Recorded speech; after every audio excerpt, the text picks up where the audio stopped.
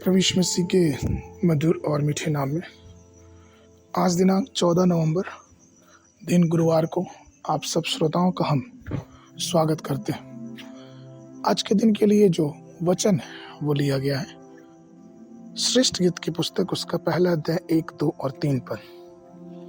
श्रेष्ठ गीत जो सुलेमान का है वह अपने मुंह के चुम्बनों से तुम्हें चुमे, क्योंकि तेरा प्रेम दाख मधु से उत्तम है, तेरे भांति भांति के इत्रों का सुगंध उत्तम है। तेरा नाम उडेले हुए इत्र के तुल्य है, इसलिए कुमारियों तुमसे प्रेम रखती हैं। प्रिय सुलेमान भजनकार दाऊद का आखिरी पुत्र था। सुलेमान के नाम का अर्थ होता है शांति। भविष्यवक्ता नातान ने दूसरा सामुएल उसके 12 अध्याय के 25 पद में सुलेमान का नाम एदिदयाह रखा था, जिसका अर्थ है वह जिससे प्रभु प्रसन्न हुआ। सुलेमान अपने पिता के समान ही एक गीतकार था। उसने लगभग 3000 नीति वचन कहे और कम से कम 1000 गीत गाए, जो पहला राजा उसके 4 अध्याय के 32 पद में पैतृत है। उसके द्वारा लिखी गई 3 पुस्तकों का संग्रह हम बाइबल में पाते हैं, नीति वचन, श्रेष्ठ गीत और सब उपदेशक। सुलेमान के गीत में अर्थात श्रेष्ठ गीत में कुल 8 अध्याय है। यह श्रेष्ठ गीत दाऊद का भजन 45 के गीतों के समान है।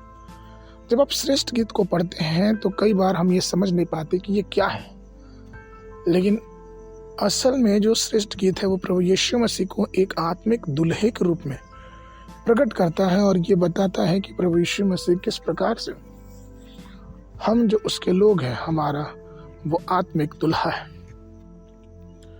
शास्त्र की कुछ पुस्तकें परमेश्वर की रचना के रूप में बताती हैं, कुछ परमेश्वर को सर्वशक्तिमान परमेश्वर के बारे में दर्शाती हैं, कुछ परमेश्वर को स्वर्गीय पिता के रूप में दर्शाती हैं, कुछ किताबें परमेश्वर को एक माँ के रूप में दर्शाती हैं।